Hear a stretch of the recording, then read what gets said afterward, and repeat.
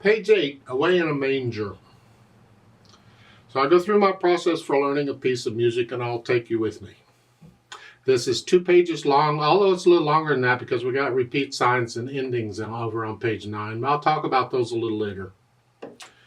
We have 2 treble clefs at the beginning, so we're treble clef in both hands to start, and that's for the first measure. If you look at the second measure, they give you a bass clef in the left hand. So you have to watch these clef signs. They can change whenever. There's 1 flat in the key signature. We're in the key of F major. So you should be able to do the scale for F major and also the scale for D minor, because the key of D minor has 1 flat also. And when I do scales, I do it according to key signatures. I won't go into all the whys and wherefores. This is a repertoire book, so I try and keep the lessons a little shorter. And it's a 3/4 time. So let's one hand at a time, make sure I know what each hand is doing. We're moving around a little bit. The right hand starts up here in F and C. 1, 2, 3, and then just lift up and move down. You got to know that what this feels like, because you got to get all 3 notes at the same time, and you're just lifting up and moving here, and then the fermata, I'll talk about that later. So right now it's just 2 beats. 1, 2, 1 and 2. And I trust you understand dotted rhythms. See, that actually is almost a scale. Starting, with measure 3? It's almost a scale, and it's just the fingering for it. So it comes in handy if you can do the scales, because this sort of thing, it's just easy to do. Now let's go down to measure 9. You're here. I'm going to reach up a little bit here. Now, I'd like to adjust that a little bit. I don't want to go on measure 10. I don't want to go from here.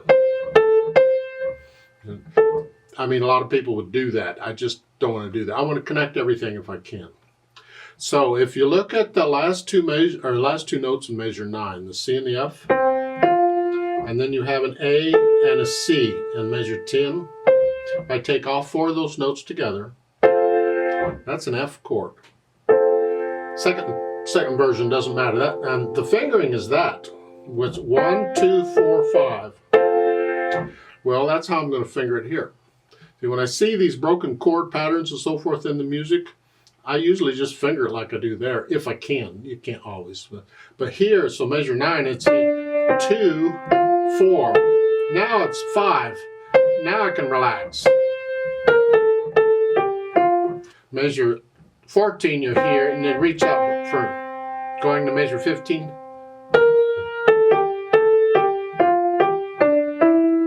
Here, now we're measure 18. We got to lift up to come up here, because that's a long way. Now basically we're playing the same melody again, but we're playing it up here, which means I'm going to use the same fingering, whatever it was. Left hand, well, is treble clef is a C and a D. Well, that's lovely, isn't it? And then bass clef here. Actually, you can use any finger you want for that. I can use little finger, don't have to move as far. Here, because then I get a rest before I go on. I got time to move down. So that second measure, use whatever finger you want. And then come down. Just broken chord. And that's basically all the left hand does until you get to the bottom of page 9. In the second ending, you are here. And then the last 2 measures, you get bass or treble clef back, so like it was at the beginning. And I use a 5/2 for the last one because the 2's already on that D, so it's just here. Here. So once I have the fingering worked out for the hands, I sort of know what the hands are doing, and I try and put them together. And this is usually like starting over. In some cases, it's here, here, and then here. So you may have to practice that move because it's weird. And then we go on.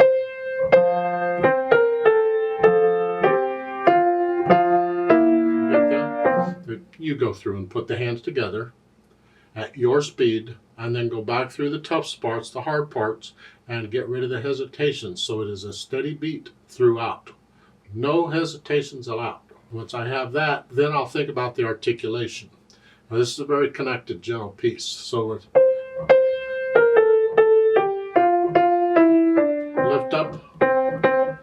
like taking a breath. In the right hand, I'm lifting up between the phrasing. In the left hand, I don't know why they have the slurs here. They lift.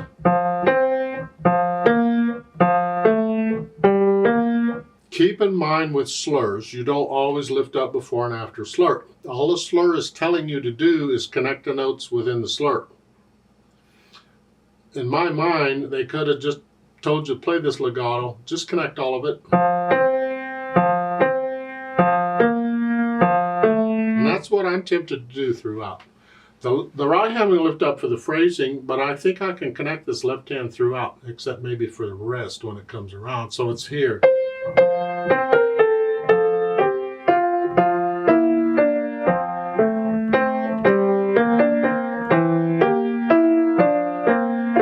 You get the idea? If I lift up in the left hand, it's this way.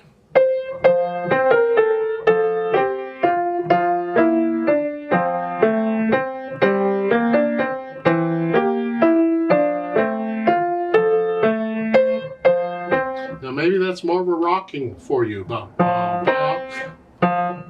Now, it has to do with interpretation and feel. Because when you add the pedal, it's going to connect everything. You're not going to hear that. You're going to hear it connected. You're going to hear everything connected. Sometimes in music, we will do the articulation even though we can't hear it. So when we add the pedal, we won't hear this lift.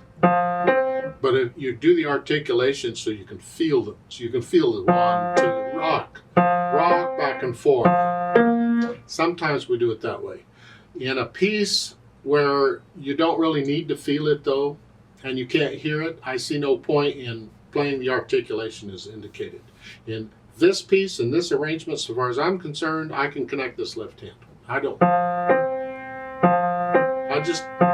That's fine for me. If you want to lift up, that you go for it. But I'm going to connect the left hand. Now, once I have all that, I think about the speed. Again, gently is not a speed, it's a feeling. You can find that.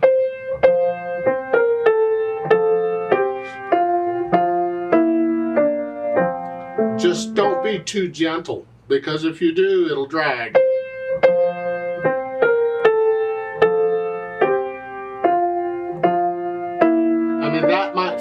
That might sound good on a violin or an instrument that can hold the notes out and control them, but on a piano, so it needs to flow. So don't be too slow in your gentle thing. You make it flow. Now they've added pedal, of course, and we can use pedal on it. We like the overtones. A lot of times we use pedal to add the overtones. However, I don't like a real smeary sound unless that's part of the piece. And this is not really intended to be a smeary sound. It's supposed to be a gentle song to put people to sleep. Smeariness doesn't do that. So I'm going to adjust the pedal just a little bit. If I pedal it like it's shown, starting with the third measure here, or pick up third measure. See, that's too smeary for me. I adjust it. And when at 3/4 time, there's a couple things we can do, a couple waltz style pedalings we can do. One style is simply to pedal the first beat of the measure to reinforce the natural accent. 1, 2, 3, 1, 2, 3. Just pedal that one beat.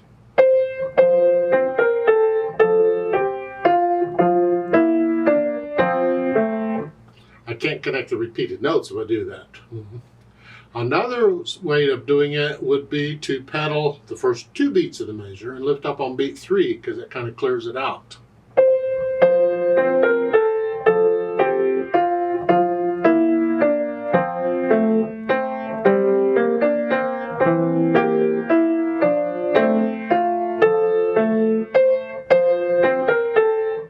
Another way of doing it. You have to listen to the sound and the effect the pedal is having on the sound, and you have to decide how you want to interpret it. I think in this piece, for me, I'm going to lift up on the 3rd beat of each measure. So just kind of clear it out. And I'm not going to pedal these other measures that are not, they're not marked as, I'm not going to pedal those at all. Now, at the beginning here, this you can pedal that. You push the notes down the pedal and change the pedal after you play the chords. But don't get lazy. Don't, just because the pedal's down, you don't have to hold the notes down. No, as far as I'm concerned, you hold the notes down. This is why we learn playing piano. We learn a piece without pedal first, so we make the hands do what they got to do. So when I add the pedal, I'm not adjusting that. I'm still going to try and do this. I'm just here, just like that, and then go on. And at the end, the second ending is the same thing. Is overlap pedal on those and connect them all. I didn't do dynamics. Let's back up. I usually do dynamics before I do pedaling and speed. Dynamics apply to the melody, but these chords, there's no melody, so it's the whole chord. Softly, whatever you think soft is, you'll have to decide because it depends on the situation. And the fermata, you just hang on to that a while till it feels right, till you're ready. Then lift the pedal up, so there's a little silence. MP is mezzo piano, and that's the melody now. This left hand needs to be soft, really soft. Now I have a habit in my pedaling to connect repeated notes. So I'll pedal just long enough to connect the notes. At the beginning of this in second, third measure, when you go, I pedal that pick up to connect it because it's repeated. Here. But then I go on, I got more repeated notes. I have a habit of pedaling that. I'll just pedal just a moment at the end just to connect that. Just to connect it. And then change it at the bar line. I tend to do that out of habit. It makes the pedaling more complicated, but I like to connect the repeated notes. It makes it flow.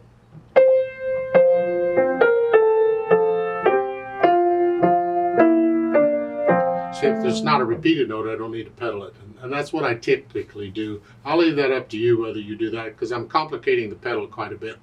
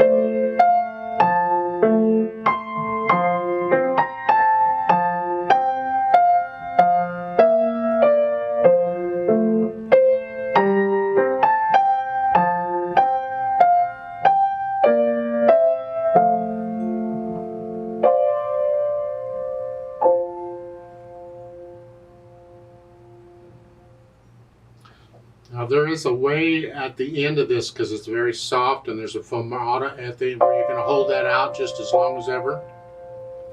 If you want, there's a style of pedaling that'll help us fade out. And it's for acoustic pianos. On the electronics you have to test it. Some it works and some it doesn't. And that is at the end when I have the pedal, I have everything down. What I'm going to do is I'm going to lift the keys up. I'll keep my hands on the keys, so just lift the keys up, and then I will slowly lift the pedal up. Slowly. That lets the dampers slowly touch the strings, and that lets the sound slowly die away. As I said, on an electronic, you have to test it. If it doesn't work, you can always reach up on an electronic piano and slowly turn the volume down too, just to fade away. You don't want to be here at the end real soft. Pianissimo's very soft, and then all of a sudden, nothing. You know, it's like an accent. It's got to fade away.